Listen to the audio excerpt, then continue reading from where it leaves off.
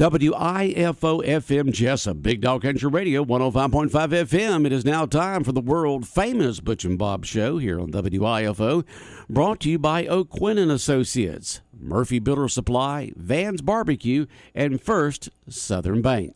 Are you looking for an insurance company that you can call and talk to a live person? Are you looking for an insurance company where you can walk in and talk to an agent? Are you looking for an insurance company that offers multiple companies so they can try and get you the best rate? If you said yes to any of these, then you need to call or come by O'Quinn & Associates Insurance Financial Services. We offer multiple companies so we can find the best fit for you. Give us a call at 385-1000 or stop by our office at 212 South First Street right here in Jesup. Since 1946, Murphy's Builder Supply has been serving the folks of Jesup, Wayne, and surrounding counties with quality products and knowledgeable service. Matter of fact, they feel they sell service first to make sure you get exactly what you need for your home improvement projects. And with each employee at Murphy's being there for 10 years or more, you know you're talking with someone with the experience to help you with building supplies, tools, paint, and all the things you need from a full-service hardware store. The best choice in home improvement is Murphy's Builder Supply, 156 Northeast Broad Street, Jesup. When it comes to barbecue, Van's Barbecue in Jesup is the place to be. A small family-owned business located at 1876 on the Savannah Highway. Van's Barbecue has lunch and dinner specials. Stop by or call to make an order. The number to call, 427-3358. Van's Barbecue's new manager is Sarah Van. Van's Barbecue offers potato salad, coleslaw, baked beans, and don't forget their delicious mac and cheese. Also, check out their shrimp plates, the best in town. Yes, when it comes to barbecue, head to Van's Barbecue, locally owned and operated. Stop by and tell them the Big Dog sent you. Once again, the number to order, 427-3358. Hi, I'm Raymond Brown. And I'm Mandy Yeomans. At First Southern Bank, our customers are like family. As a locally owned community bank, we're dedicated to helping our clients succeed. We have loans for every need, whether it's personal or business. We have lines of credit, auto loans, equipment loans, and of course, we offer mortgages. Stop by our bank or call us at 912-588-1010 and see how First Southern Bank can help you. Member FDIC Equal Housing Lender. The following is an exclusive presentation of Jesup Broadcasting, the sports leader in Southeast Georgia.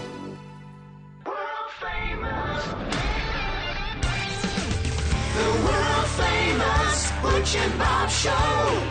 World famous Butch and Bob Show right here on WIFO, 105.5 FM, Big Dog Country Radio. And Bob, have you hydrated enough since yesterday's softball game after sitting out there in that mid-90s with heat index of 110? Have you got enough fluid in you now? It was hot. I want to thank Miguel Vale for that tent. That tent helps a little bit. But you got to have that tent. You can't be sitting out there in that sunshine at your advanced age. See, I can say that because I'm 5 years older than you. But no, I was talking to Leanne yesterday. I said, I hope Bob's got shade. I mean, 64-year-old man shouldn't be sitting out there in sunshine trying to broadcast a game. And luckily, Miguel got you that tent, and you were able to broadcast it. We need to get you one of those little portable fans that's battery operated, so you don't have to, you guess you could get one that's plugged in because you do have power. No, you don't have power, but we can get you one of those battery operated ones because all our remote equipment's battery operated anyway. And maybe have one that throws, we couldn't have mist go on you because the wet would get into the mic, but at least have some sort of wind going on you there, Bob. Don't want you to fall over and pass out when you're broadcasting the game. I'm not going to pass out. You're not going to pass out. No. Okay. You're tough. You'll man up, right? You'll man up. It's not hot. No. That's right. You just it's mind over matter, right? Exactly. It's not hot. That's exactly right. All right. Well, we're going to be talking sports this morning. Who do we have in the studio with us this morning? We got in the studio Wayne County's athletic director and head baseball coach Justin McDonald. Coach, appreciate you coming in. Just first of all, I just want to go over the fall sports that are taking place. A lot going on. The summer was very active. Everybody had their own program: baseball, softball, football, basketball, volleyball, you name it. Everybody was pretty much active. It was amazing when you drove by the high school in the morning time, all the athletes that are out there. It's just nice to see the kids are out there, working hard, trying to get bigger, faster, stronger. But let's start with all the sports. We got football. about to crank up in a couple of weeks. Had the scrimmage Friday. Got the girls softball. They had their first home game yesterday. Volleyball starts on the road Thursday. Got cross country this Saturday. They start their season. And I think competition cheers the other sport involved. Is that correct? Yeah, the esports too. They're going to start kicking off here soon. But explain esports for people who may not know what esports is. It's a gaming sport. I guess they're in a classroom on computers, and they compete against other high schools on various games. And Dr. Patton, Dr. Patton at the high school he's in charge of that and coaching that. And there's been a huge turnout for it. They kind of got into the middle schools last year a little bit with it, and there's a lot of interest in it from the middle school level as well. So we're going to try to filter that down into the middle schools to gain a little more interest as they come into high school. And they've done a good job with it of competing. And there's a club that those kids are involved in, an animated club that they kind of involved in that kind of filters into that. So again, there's a huge interest in esports at our high school. Well, that's one of the sports they don't have to worry about the heat index values, right? That's correct. I know y'all talking about there's a lot of, some people may, for instance, at a softball game, you see some changes with some things that are going on. We have the wet ball readings, and if it's 88 or above, then they have to, starting in the third inning, they have to take 3-minute breaks in the top or the top of the inning and the midpoint of the inning. So that's probably why you see in between the transition of innings, or maybe the third, fourth, fifth. Yesterday it was like that, where there was probably a little bit of layover before the defensive team took the field. That's due to the the changes that were made by Georgia High School as far as game situations. Previously during games there was no stipulations on heat index or anything. That was just a practice thing. But now they kind of filtered it into game situations as well. So, and again, it's all about the safety of the kid. The race for Saturday, they're going to start early at 8:30, which is smart. But like I said, you got volleyball, they're indoors, so they don't have to worry about the heat too much. But the softball game was pretty brutal yesterday. But we have football. That's always interesting this time of year.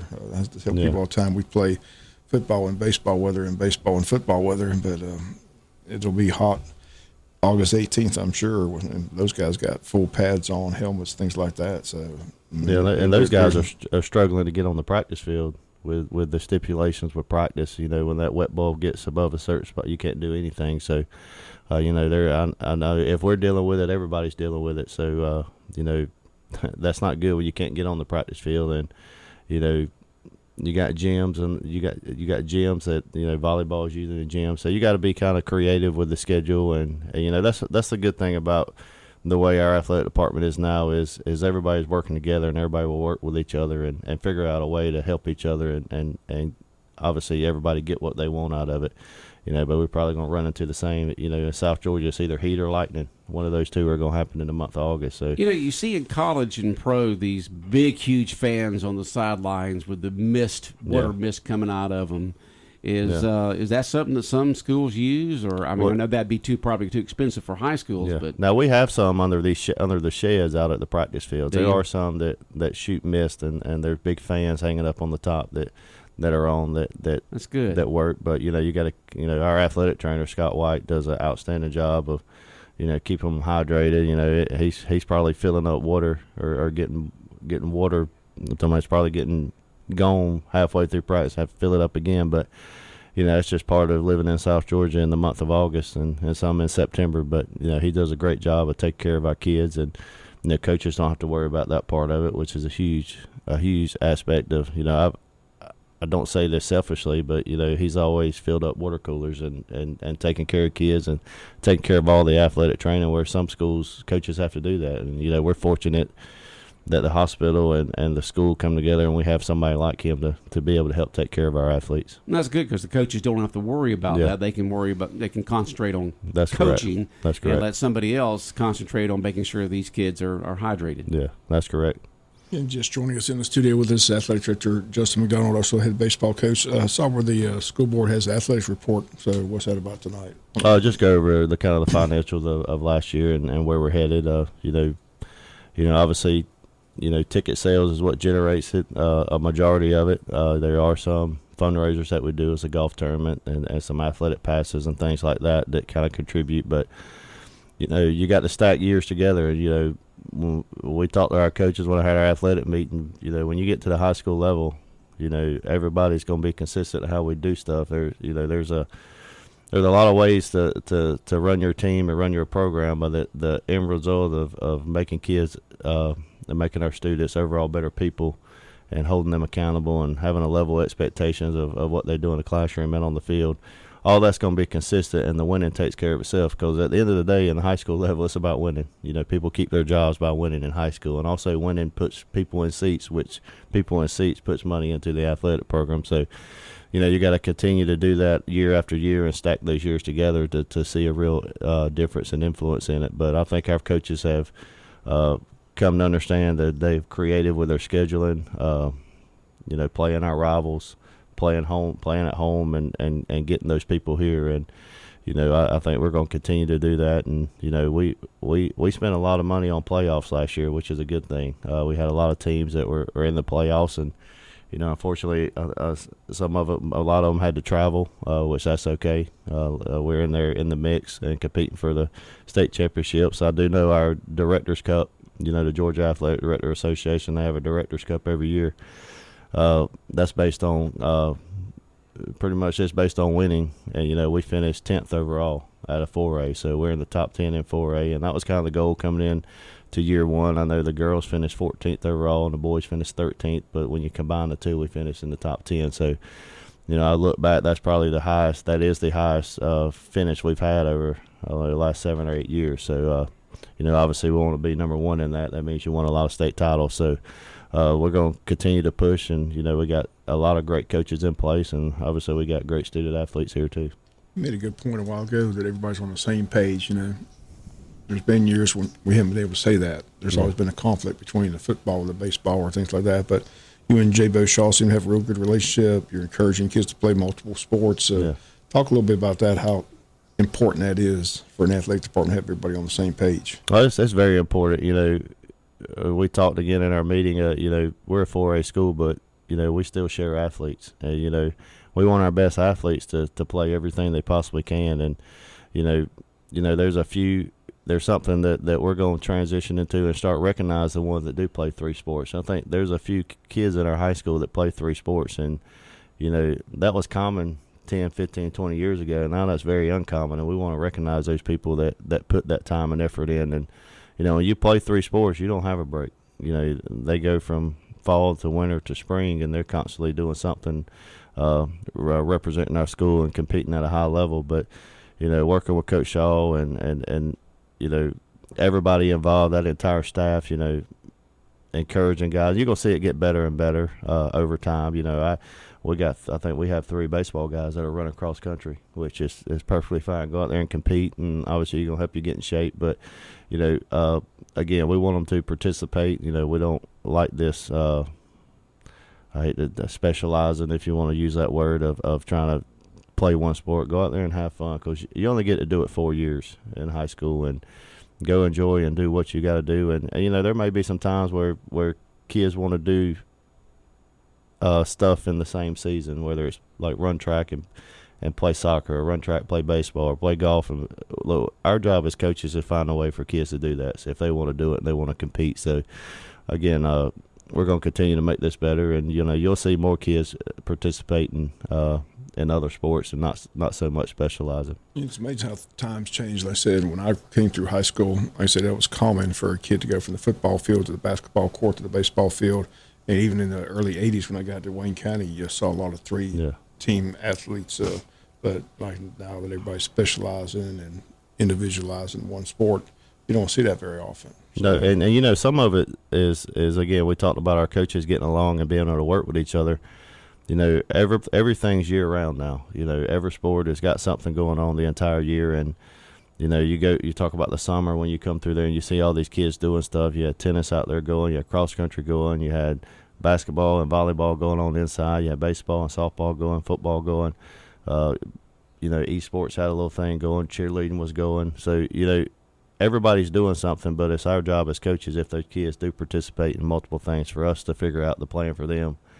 Because we've had kids, or definitely me being a head baseball coach, you have kids that feel like if they don't come to baseball, then they're letting you down. And if they don't have to make the decision, and we tell them what to do as coaches, and everybody's on the same page, I think that gives that kid a better avenue of being successful and wanting to continue to compete in all sports. Another sport that came to Wayne County last year was the fishing tournament. What's their season? And it's a spring season for Georgia High School. Now, there are other outlets that they can get involved in, but the one that's recognized by Georgia High School, it starts in January and goes through towards the end of school. And again, there was a huge turnout for that too. Coach Knight did a great job of fundraising and getting people in the community involved. And being in South Georgia, there's a lot of people that love fishing, and a lot of high school kids that love it. So I'm sure you're going to see that sport continue to grow. And obviously the first year, the goal coming in is, and I'm sure Coach Knight would tell you, is to get some guys that qualify for the state tournament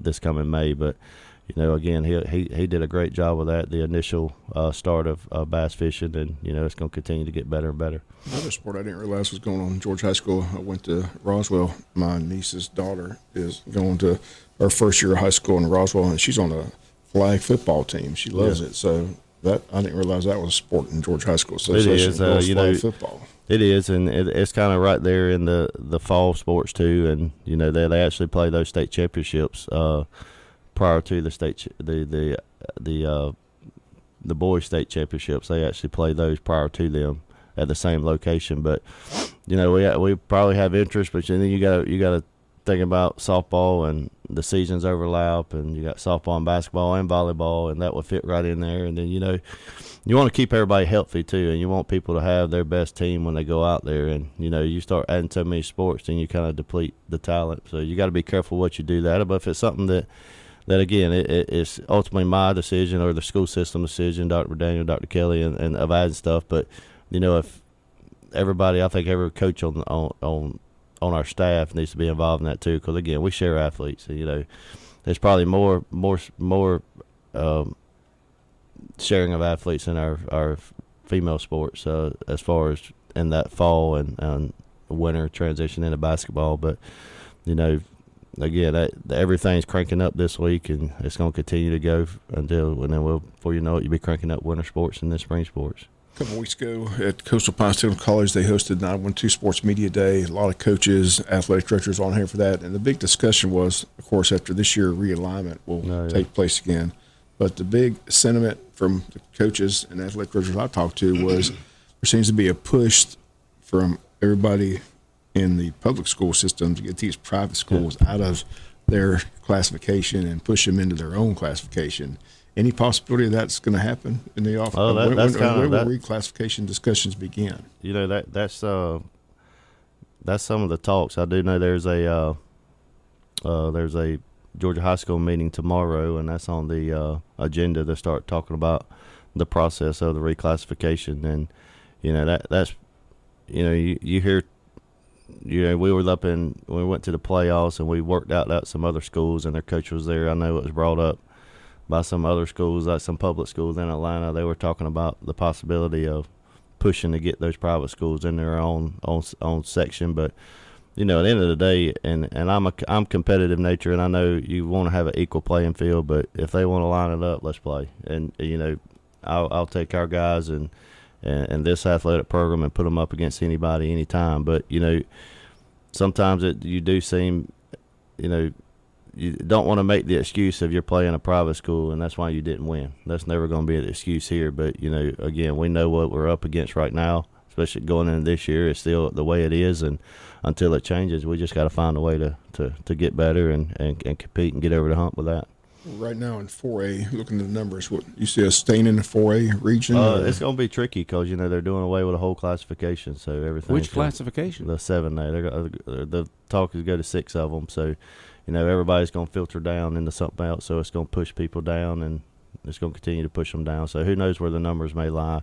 I'm not sure what our numbers are right now as a start of school, but that's always a big topic. I can remember being a coach, and you'll see all these, just being a head coach, you see all these maps, and you see these little pins in there in different colors, and they're trying to figure out how the regions, and then you start talking about mileage, and again, we've stretched as far as Augusta. We've gone to we've gone a lot of different places in regions. So that Augusta region, that's for sure. But I just wonder sometimes if these Georgia High School Association people ever have to get on a bus and travel as far as these kids have to travel. Yeah. Do they realize? Because right now we're in a pretty nice region as far as travel goes. It's not that bad. That's right. That Augusta trip is just a brutal trip. But they talk about volleyball and softball and things like that. Yeah, especially in the month of August. The good thing about our county, though, I know they've did a good job of getting air-conditioned buses for our students, and obviously athletics gets to use those as well, and kids aren't riding on non-air-conditioned buses. So especially now, you could be dehydrated before you get home from school or dehydrated before you get to a contest. But, all that stuff can change, and, as soon as it starts heating up, I'm sure everybody will start talking. Everybody will start trying to do behind-the-scenes stuff of wondering where they're going to be and what they're going to do. And, you always think about all the possibilities and all the regions that you've been in before. And, again, we can control what we control. We have a number that's put in place by how many kids show up, turn the number in, and everything else is pretty much out of your control. Now, there's some appeal processes that can take place, but again, I'm one of those. If you want to be where you're supposed to be, but again, if they tell you to be at this spot, then let's line it up and play. And you can only control so much. And again, our job, if we think that everybody's better than us, it's our job to get our athletes and our program better. So there is a measuring stick, and coming into this as AD, there's a lot of places that have some things that we don't have, but the goal is and the expectation is one day for people to say we want what Wayne County has, whether it's facilities, whether it's the success of the programs. And, we got great success. You obviously see it in that Director's Cup, finishing in the top 10 and, hopefully in the top 5 by the end of this year. But, winning is important here, and winning has always happened, and we're going to continue to do that. If they drop to 7, will that start in the 24-25 school year? Yes. Okay. So next year you just have the 6th classification. Yeah, this will be our. Originally, these things started in, I guess back way you have 4-year rotations, and now it's 2-year. I'm assuming that's because of so many people moving into Atlanta or bigger cities and kind of influencing or making the enrollment bigger. So, every 2 years it's kind of checked. But now this will be the last year we're in our. Now the region could be the same, but it's the last year that we'll be in Region 3-4A, and then something will change, and obviously the football schedule will change. Everything will change as far as who you play and that nature. When will they make that decision? Because you've got to make all those plans for next year's school year. I'm not quite sure. I do know it begins sometime in October, and then it's got a long process with the appeals and things. It's usually, and I wouldn't quote me on this, but I'm assuming it's usually done by the first of the year, somewhere in there. It's pretty much set in stone. I know the appeal process can get lengthy of how many do appeal, where they at, or appeal the number, or appeal and travel. Bad topic. So it's things that can take time, but hopefully history shows that 20-some schools appealed, and the only one that got their appeal approved was BC. So we want to go into that. We want to talk about that. No comment. Let's talk about facilities. The athletic director, all of this. The school board's got to make a decision eventually on a stadium or renovate the stadium. What are your thoughts on that? You've seen JC Stadium. Just talk about all the time that place is basically falling apart. So, like I said, personally, I'd like to see a new stadium. Just want to get your thoughts, where you stand, and what do you see the vision for Wayne County athletics? I know they're talking about a new weight room, because right now you got 135 kids at football. You got all the other sports. I understand there's a big problem with the weight room facility right now as far as trying to get everybody in there at the same time.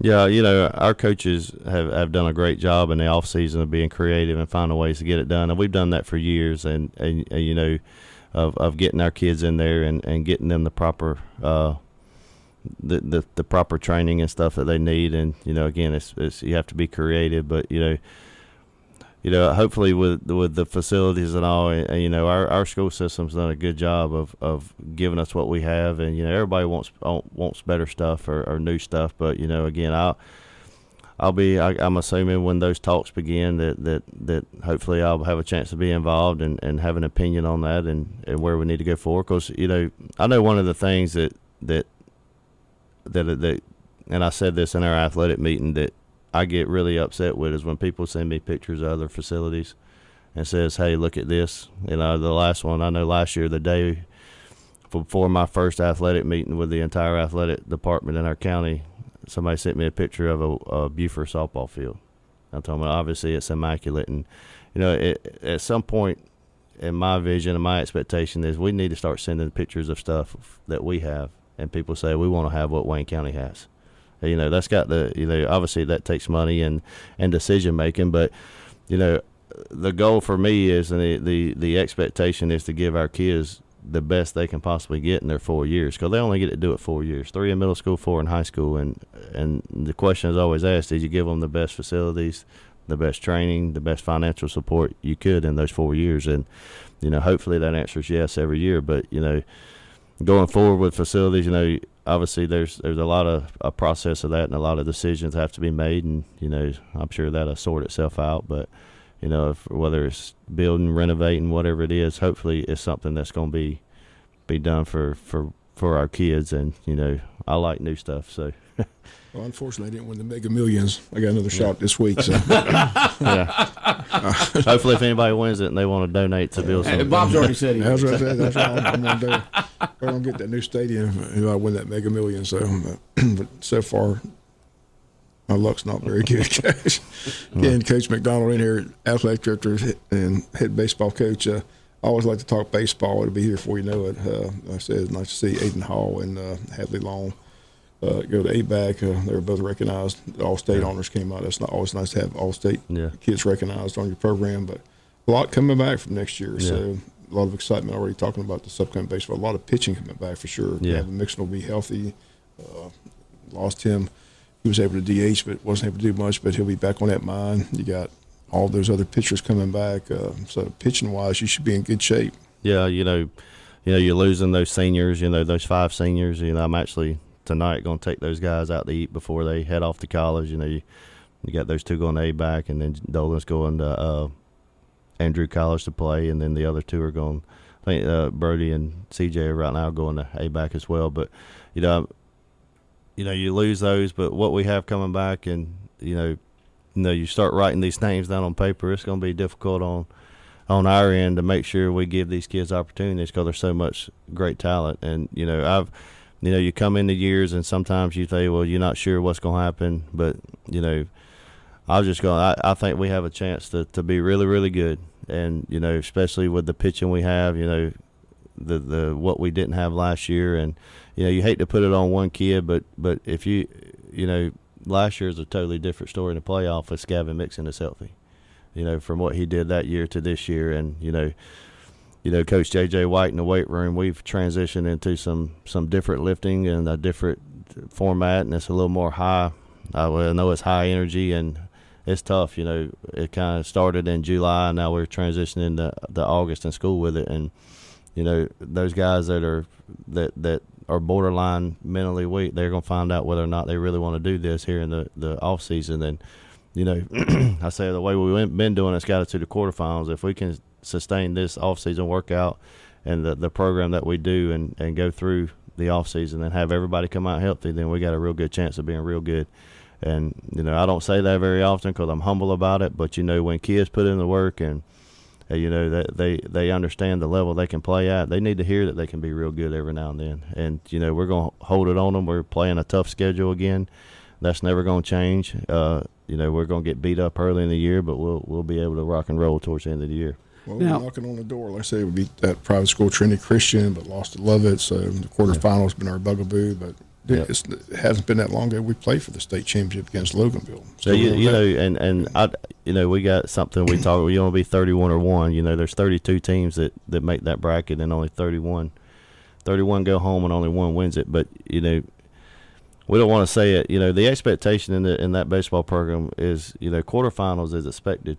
And when you got 3, 4, however many years it's been, we've been in the quarterfinals, and I think 2 game 3s back to back and getting beat. You got to find a way to get over that hump, and I think we're going to do some things different this year with how we approach the season and the things we do throughout the season to create more competition and create a little more, a little more depth, but I wouldn't say depth, but a little more competitive nature of our kids when they go into there, and you understand that the expectation is to get to the finals and win a state championship. Because I tell our kids within the next 3 years there's going to be one here in baseball, and it's just the matter of when it's going to happen. It can be this year, it can be next year, it could be the following year, but we're going to win one. Now, as an athletic director and with the NIL going on right now, are you familiar with that? Have you had any athletes that has asked you about it, or parents that ask you about it as these kids get ready to go to college? We do have some ask about it and some gauge information. I do know, again, you have the Board of Trustees meeting with Georgia High School, and again, that's on the agenda too. I think there's 16 or 18 states that already have it in high school, and I don't know how that works, and I'm not a fan of it, but that's my personal opinion. But again, if it seeps into high school, I might seep on out. Well, what I'm asking about right now, I didn't know about seeping into high school, but I'm talking about, is you get a top athlete from Wayne County that's getting ready to go to college somewhere, and maybe some money's there. I'm not sure if it's happened to anybody in Wayne County yet, but I know there's other schools out there when you've got this superstar athlete that goes to a top university, there may be some money's already there. Are you familiar with that in any type of way? I just wonder what's going on with that right now. I'm talking about it's out there. I know it's not probably, it's not put out there as far as like on a billboard so everybody knows what this kid's getting or what. I'm sure it's out there, and there's talks going on with kids and what they can get when they get there. And I just know just in the sport of baseball, it's starting to creep into college baseball now, where as you've seen Georgia Southern, mid-major teams, Georgia Southern created their collective now where they can raise money to give athletes. So, you got to obviously it's going to be there, and you hear all these college coaches talk about there needs to be a line drawn. It's getting to be where it's more like professional ball, and you're having to recruit your own guys stay here, or they go somewhere else to get more money. And especially for the mid-majors, I've talked to some college baseball guys over the last few weeks or over the last month, and they're mid-major Division I schools. They're losing kids, for even baseball players, for six figures to a Power 5 baseball program. And amazing. It's unfortunate for those guys, but again, it's just a part of where we're going and what's happened. And again, my personal opinion, I'm not a fan of it, but again, those kids and athletes do sell tickets. So I don't know. I go back to the old day. They give Reggie Bush his stuff back, and what was it? Todd Gurley give him his stuff back. So, it's like Bob says, it's the Wild West in sports right now. Everybody's trying to figure everything out. Correct. It's been going on for a long time. Now it's just managed, I guess you could say. But again, I know it's I've had talks with Coach Shaw about it as well, about it seeping into high school, and eventually it's coming. They've told me it's in a lot of other states. Seep into high school. Well, again, they give Reggie Bush's Heisman Trophy back. Come on, let's just give him his trophy back. But that's unfortunate. Can we get Pete Rose in the Hall of Fame? Go on, let's. Yeah. With all this craziness going on. Yeah, again, we don't make the rules; we just follow them. So somebody's going. Obviously we have a say or an opinion in it, but I do know that's on the agenda as well. It's been on the agenda for the last couple of meetings they've had, but it's on there again to start talking about what some things that would be allowed. There's no vote on it, though. They're not voting on anything, but they'll talk about what's being allowed, what could be allowed and what not allowed, and that kind of thing. And, obviously with their 18 other states, they've seen what works and what don't work. So hopefully they're communicating with some of those to figure out what they've been doing or what's been going on or what the negative and the positive is. Well, I've never been high on GHSA because, like I said, some things they do are just crazy. But if they can push those private schools into their own region, I'm all for it. Yeah. There were the years ago where single A, they did it in single A. They put the single A private in one in single A, but then just a classic example. I talked to Coach Feaster of Long County, the head football coach, doing a great job over there. Had his team in the playoffs the last 2 years, and it's harder. He says he's a private school. He says he's in a nice region playing Savannah schools, but the problem they throw Calvary Day and Savannah Christian there. He said, "Good luck with that." So I mean, it's tough for people like Long. I mean, like I said, it was tough for us to compete with BC. Yeah, and I do know there are some new recommendations from Georgia High School as far as some things they're trying to put in place to help the recruitment of middle school kids. To kind of put some penalties on people that are caught recruiting kids when they're in the 8th grade, and some stipulations, and I do that's on that agenda as well. But that's where a lot of them are getting taken with their middle school kids and getting taken out of middle school, and then you create your home school by where you go, regardless of where you've lived. So, I think there's going to be some stipulations put on that, because that's where it starts. Obviously you can kind of figure it out with some of the private schools and how that works, but. I still remember that frustrating night down in Long County. Down in Savannah playing BC, and that kid from Long County, Justin Thomas, was running all over us. And they said, he's from Long County. I said, why didn't we get him? What's he doing at BC? That's right. Yeah. All right, Coach. Thanks for coming in. Always good to see you, Coach. All right, well, I appreciate it. All right. Take care. All right, the world-famous Butch and Bob Show here on WIFO 105.5 FM in Jesup, brought to you by O'Quinn & Associates, Murphy Builder Supply, Vans Barbecue, and First Southern Bank.